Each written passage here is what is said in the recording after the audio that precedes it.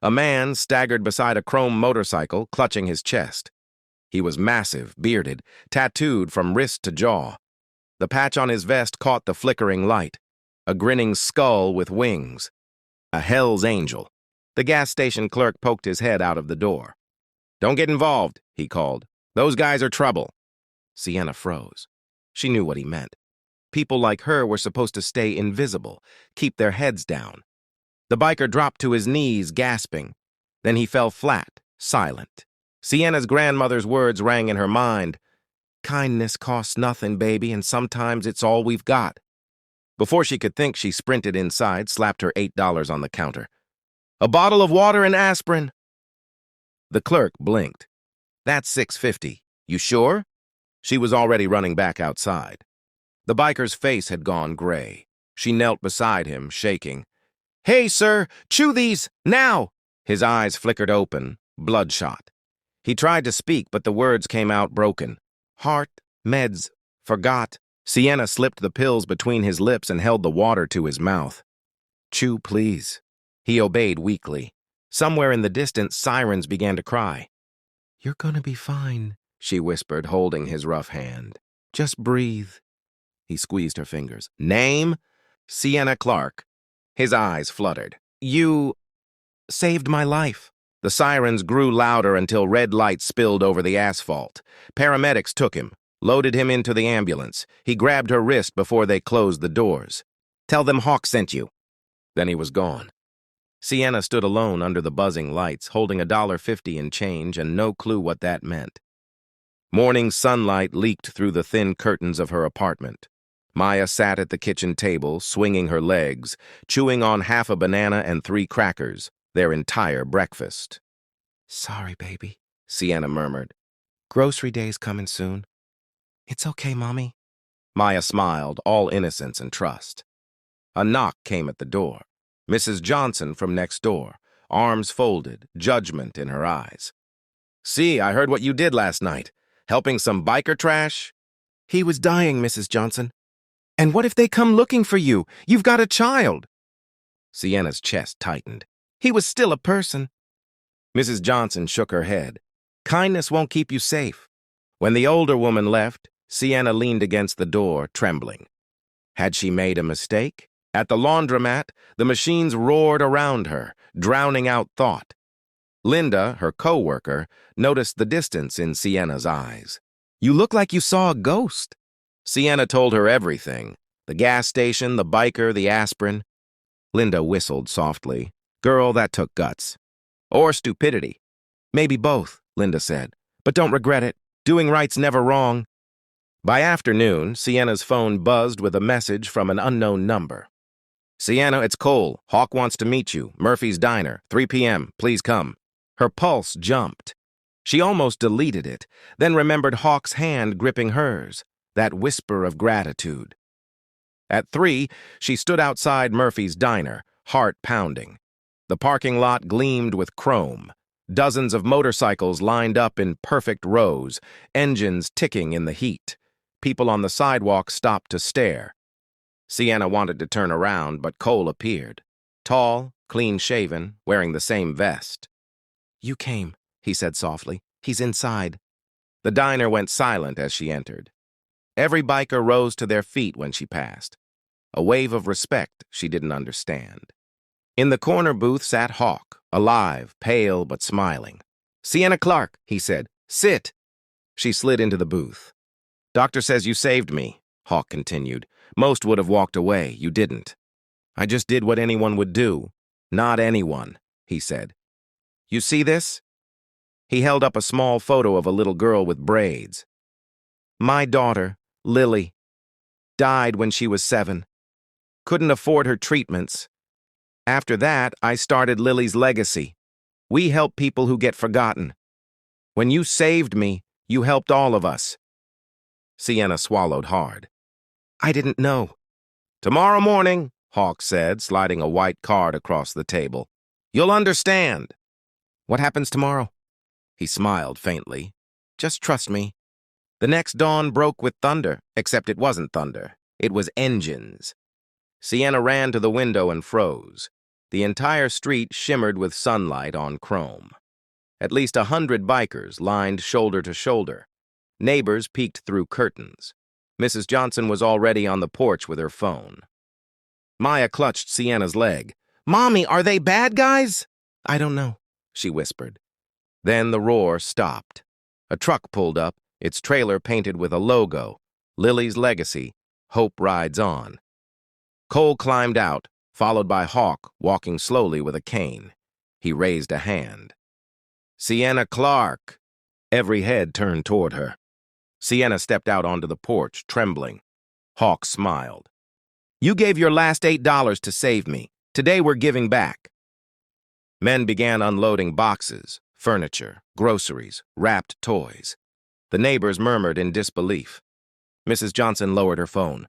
"Lord have mercy." Hawk handed Sienna an envelope. Inside, a check, more zeros than she'd ever seen, and a letterhead stamped Lily's Legacy. Position offered, Community Outreach Coordinator. Salary $52,000. Full benefits, start in 2 weeks. Sienna's knees buckled. "I can't accept this." "You already did," Hawk said. "You taught me that kindness still exists." Tears blurred her vision as Maya squealed. A brand new bicycle gleamed by the truck. The crowd that had judged her yesterday now clapped and cheered. Even Mrs. Johnson hugged her. "Baby, I was wrong about them, about you." Sienna laughed through tears, overwhelmed. Hawk leaned closer. "This isn't the end, Sienna. It's just the start." That night, after everyone left, Sienna sat on her new couch, holding the envelope. The apartment smelled of fresh paint and new hope. Maya slept in a real bed for the first time in her life. Sienna opened her old journal and wrote, 3 things I'm grateful for: Maya's smile, Hawk's second chance, and tomorrow. Her phone buzzed.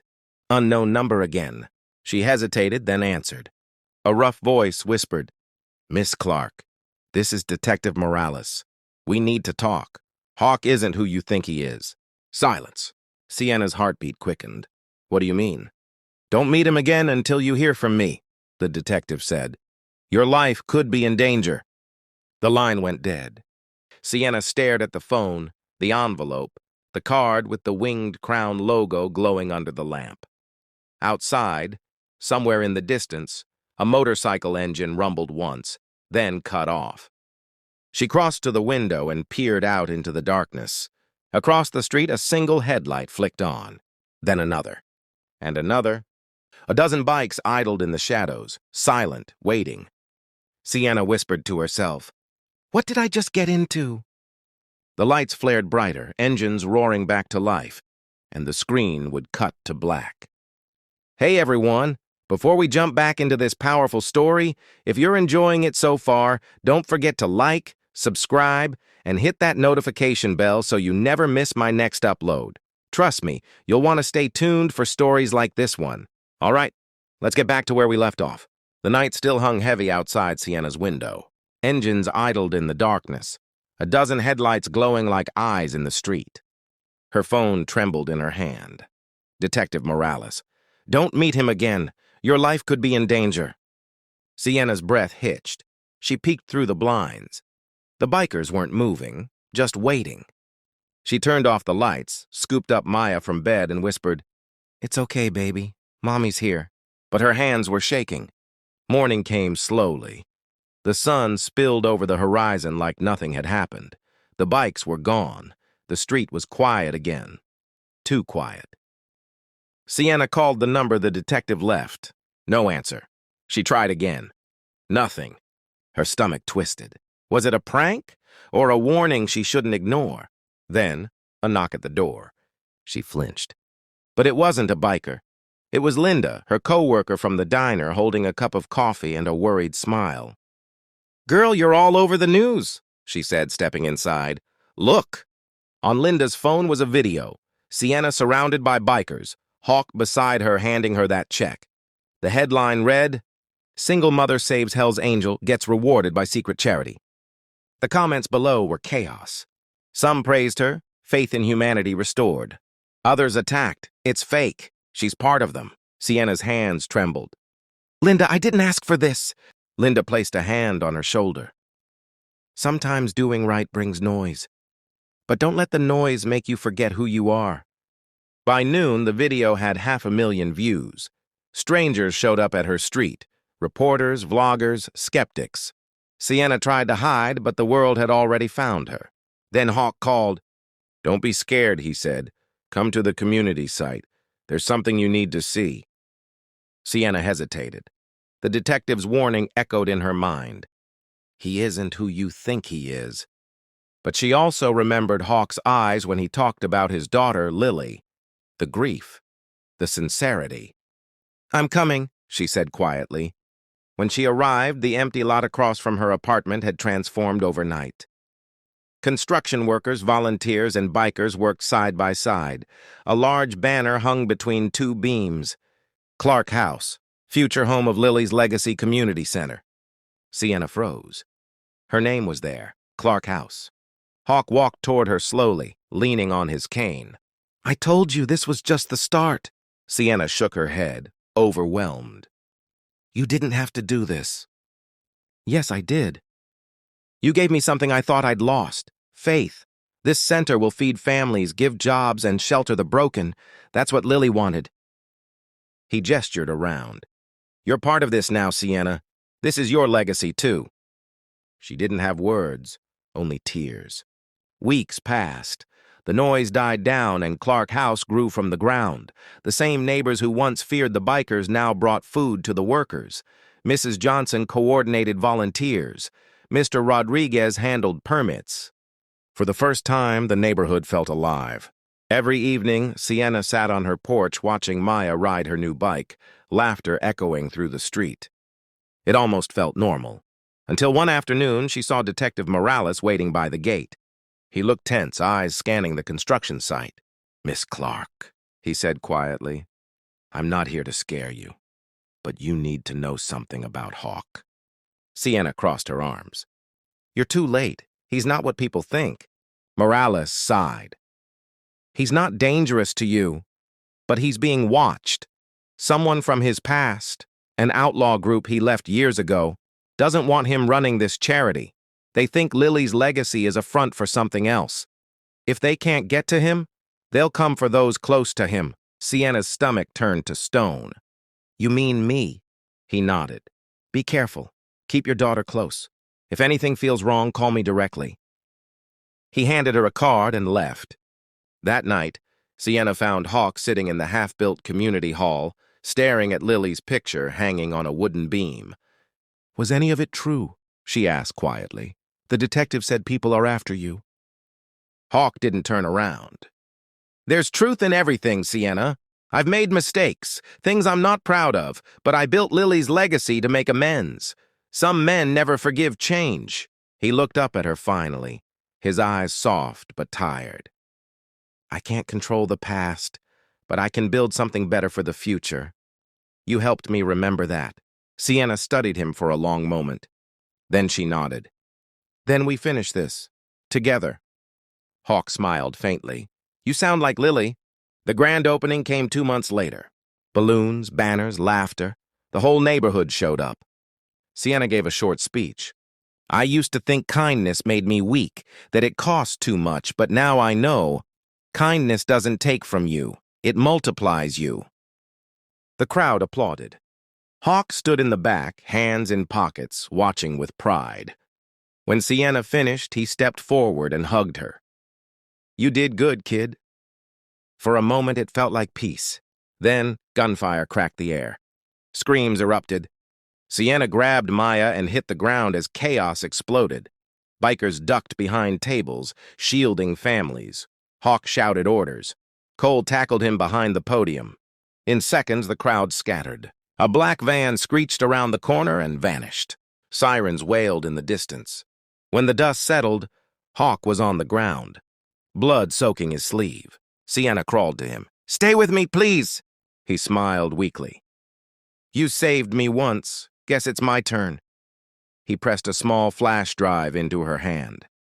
"If something happens, open this. Don't trust anyone else." "Hawk!" she cried as paramedics rushed in. He was alive, and barely. Cole met her eyes, pale with fear. They found us! That night, after the hospital took Hawk away, Sienna sat alone on her porch. The flash drive felt heavy in her palm. She thought about everything: the fear, the hope, the kindness that started it all.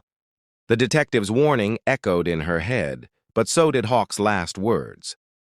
Build something better. She looked at the flash drive one last time, then plugged it into her laptop. The screen flickered to life. A folder appeared. Lily's Legacy, Truth. Inside, dozens of files opened automatically. Financial records, donations, names she didn't recognize. And one message from Hawk. If you're seeing this, it means they came for me. What you do next will decide if Lily's legacy lives or dies. Sienna stared at the screen, heart pounding. Outside, sirens wailed again, this time closer, echoing through the night. The story of Black Girl spent her last $8 helping Hell's Angel began with one act of kindness. But as Sienna now knew, kindness could change lives, and it could also uncover truths powerful enough to shake entire worlds. And sometimes doing the right thing doesn't end the story. It begins. Life lesson. Kindness is powerful, but it isn't always safe. It's a choice that demands courage when fear is louder. The world changes when someone like Sienna chooses to help anyway. Question for you. If you were in Sienna's shoes that night, would you have helped the biker or walked away? Comment your answer below, and if this story moved you, hit like, subscribe, and turn on the notification bell for more stories that remind us how one choice can change everything.